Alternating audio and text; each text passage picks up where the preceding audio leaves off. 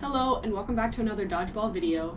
This week in the Dodgeball world, we got a really exciting announcement on Monday. The World Dodgeball Federation has officially announced the World Dodgeball Championships of 2022. So today I'm going to break down everything that was in the announcement, everything we know so far, and what we're going to expect to hear about in the coming weeks and months. So let's jump right into it. Worlds 2022 is officially been announced. It's going to be in Edmonton, Alberta, Canada. This is really exciting. It's finally back after not having Worlds in 2020 and 2021. It'll be back in Canada. In 2017 it was in Toronto, so it's a different location in Canada, but back in Canada nonetheless. I'm sure because it was supposed to be in Scotland in 2020, there was a lot of issues with travel regulations for Europe, and that's probably why they're not having it in Europe. I'm hoping they have it in Europe in the next foreseeable future, because that would be super exciting. It's going to be August 28th to September 4th, so it's perfect for us US dodgeballers because that's going to be Labor Day weekend, which means you get that extra holiday that you don't have to worry about taking off. I don't know how many other countries celebrate that, but just something to keep in mind. And the World Dodgeball Federation is expecting over 30 nation federations to attend, so that's pretty exciting. That's going to be the most that they've had since I've been playing, at least. And they're not going to have any qualification requirements. So as long as you're a part of the federation, you are eligible to submit teams. They did say that they're going to have qualification requirements again starting in 2024. So they are going to have 6 divisions. This will be the most they've ever had at the WDBF World Dodgeball Championships.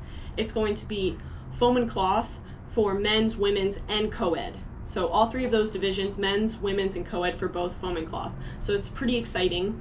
They did say on their site that members, meaning the nations that are submitting teams, can submit as many or as few teams as they want. So one country could only bring 3 cloth teams, one country could only bring the 3 foam teams, one country could just bring men's cloth.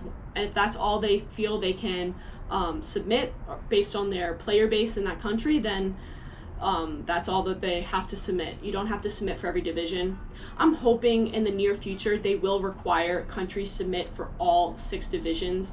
I think once your player base is large enough that you can fill the teams, the best way to get better is to submit those teams, even if they're younger or newer to dodgeball.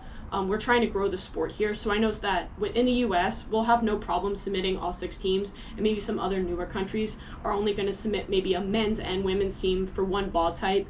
But I'm hoping in the near future that they'll be able to put a requirement for all 6 divisions just because of the growth of the sport.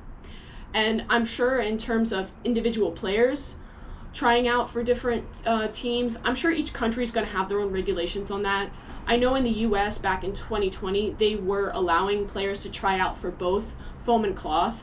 But from my understanding, you couldn't make both the foam and cloth team. You would have to pick one. On the form to fill out, it said which ball type do you prefer if you're trying out for both. So I think though, now that there's co-ed too, it'd be really nice if the schedule permits that you could potentially play in multiple divisions. Even if a country's like you can only do foam or cloth, but you could do women's foam and co-ed foam at the same time.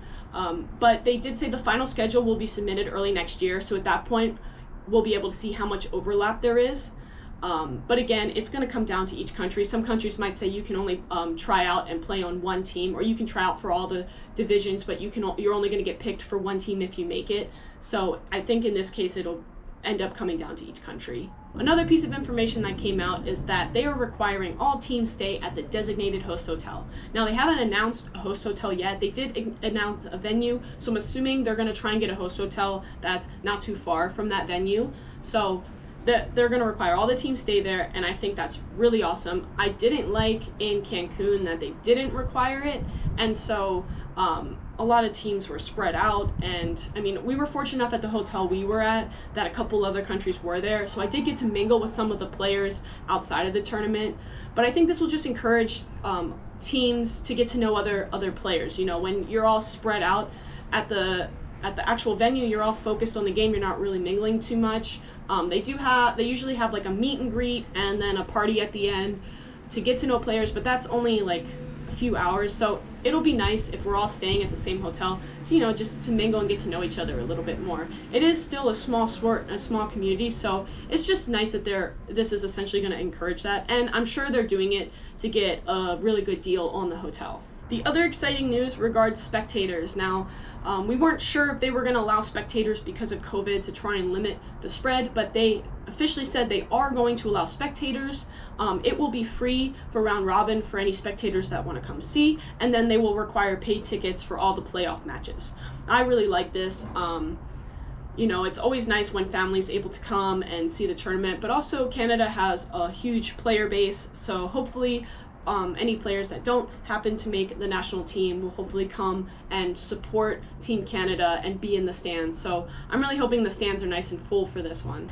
And lastly, the big thing that we're really waiting on is an official announcement on the COVID requirements. Now, they do have information on their site about what they encourage in terms of reducing the spread of COVID. However, they haven't officially said they're going to require vaccines.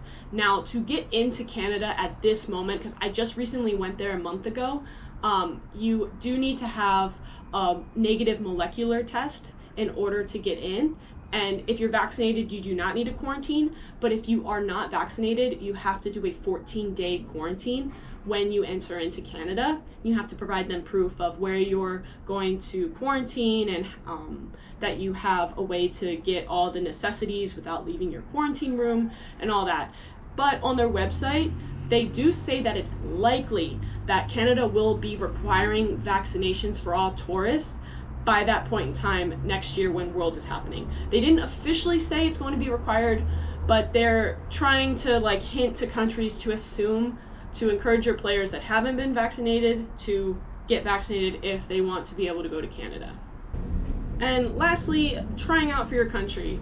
Now, I put together a little series about trying out for Team USA. As far as I know, that process is not changing. USA Dodgeball did come out and say that they're going to have some announcements on specific dates and things.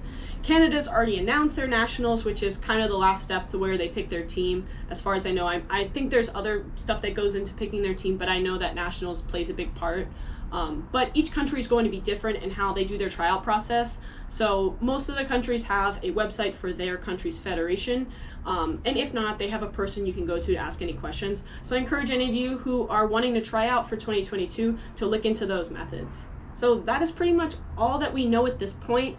Of course, if any new information comes out that's worth discussing, I'll definitely make a video on it.